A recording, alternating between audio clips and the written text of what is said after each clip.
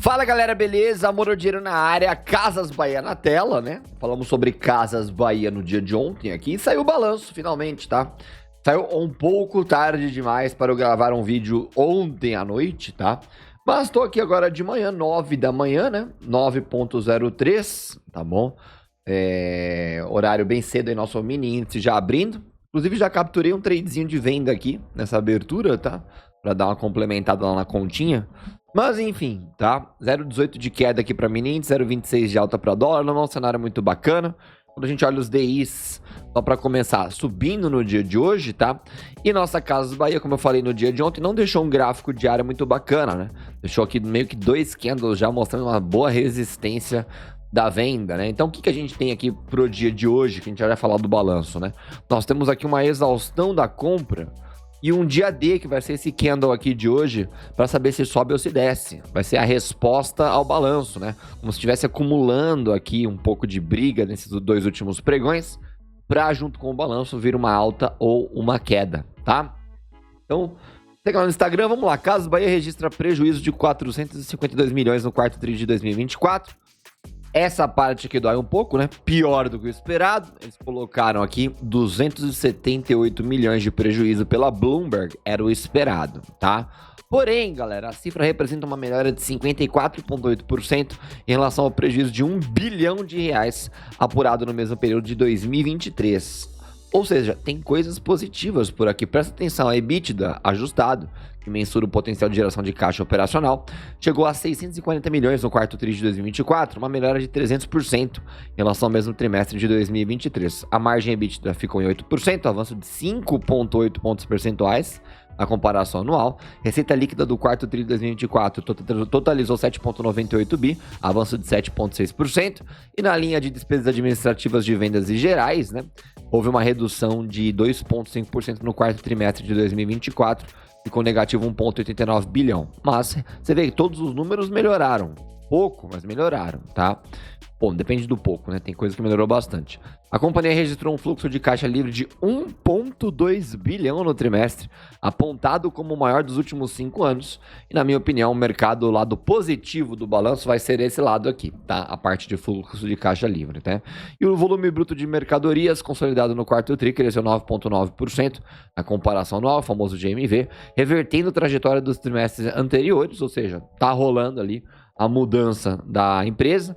Em lojas físicas houve crescimento do GMV de 16,1% e de 17,1% em vendas de mesmas lojas. Já o crescimento do third marketplace, né, foi de 23,7% na base anual, com a receita crescendo 23,4%. GMV é uma importante métrica para mapear tamanho e a escala das operações de vendas, viabilizando uma avaliação do desempenho da plataforma, tá?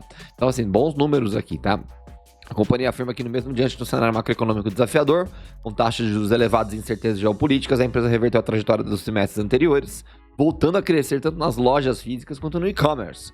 O crediário da companhia bateu recorde ao alcançar 6,2 bilhões de reais em carteira ativa, crescimento de 824 milhões na comparação anual. Apesar da expansão, a inadimplência superior a 90 dias caiu 1,4%. Só tem número bom nesse balanço, né? Para quem tá na empresa, acreditando na virada da empresa, só tem número positivo, só tem história feliz hoje aqui nesse balanço, tá? Tirando aquele prejuízo de expectativa ali do Bloomberg, mas aí é a Bloomberg, tá? Olhando o balanço e comparando com outros balanços antigos, só tem número bom.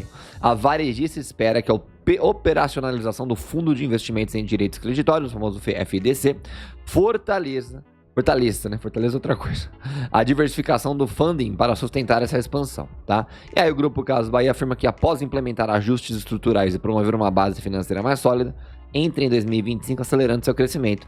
Entre as prioridades da varejista estão a expansão do crediário para impulsionar vendas, o aumento da rentabilidade no e-commerce, com foco na monetização via marketplace e serviços financeiros, e o fortalecimento da experiência entre os canais. Encerramos 2024 com avanços significativos, consolidando uma nova fase de crescimento sustentável, com disciplina e execução rigorosa. Estamos prontos para capturar valor e fortalecer ainda mais nosso posicionamento no varejo brasileiro, mensagem do CEO da Casas Bahia, né? E aí tem um balanção aqui, todos esses destaques aqui muito bem colocados no próprio topo do balanço. Tem aqui justamente as linhas gerais, tá? A gente pode comparar, inclusive, com o terceiro TRI de 2024, dá para comparar os anos, dá para comparar um monte de coisa, tá? Eu não sou muito fã dessa ordem que eles colocam, né? Eles colocam o trimestre anterior, depois o mais próximo, enfim, tudo bem, né? Mas, ó, perceba que lucro líquido houve uma melhora no anual também, tá? EBITDA, então, nem se fala, né? Um baita crescimento tanto no trimestre a trimestre quanto no anual também, tá? A gente também tem lucro bruto, né? Que daí aqui ficou um pouco mais estacionado, mas tudo bem. Receita bruta deu uma quedinha no ano a ano, tá? Mas no trimestre pelo menos deu uma melhorada, tá? Então, assim, números estão interessantes, estão positivos, tá? E aí muitos, infelizmente, vão focar aqui só no lucro líquido e vão achar que foi um mau balanço, um péssimo balanço, tá? E não foi, tá, galera? Não foi. A empresa está se transformando, né? Fluxo de caixa livre, ou seja, bom, a gente já falou sobre isso, né? Fluxo de caixa livre histórico aí na empresa. Provavelmente aí vai ter bastante repercussão pro dia de hoje. É a grande questão do que vai acontecer hoje com a ação, né? A gente teve a entrada de um acionista justamente esses dias. Agora a questão é, será que sobe? Será que não sobe? Para onde vai esse papel, tá? E é bacana aqui que no balanço eles colocaram aqui a parte da transformação, um pouco mais para baixo aqui. Cadê, ó?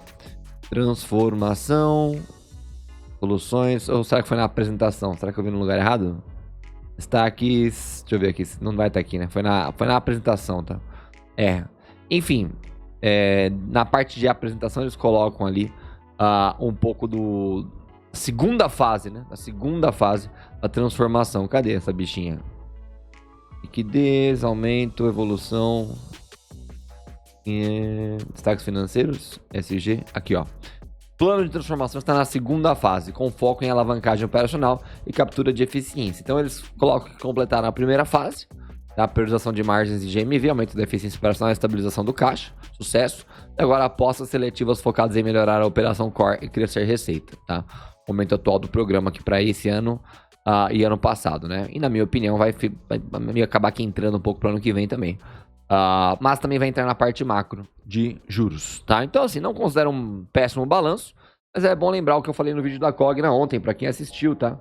Quem tem que considerar isso um bom balanço são os grandes players, né?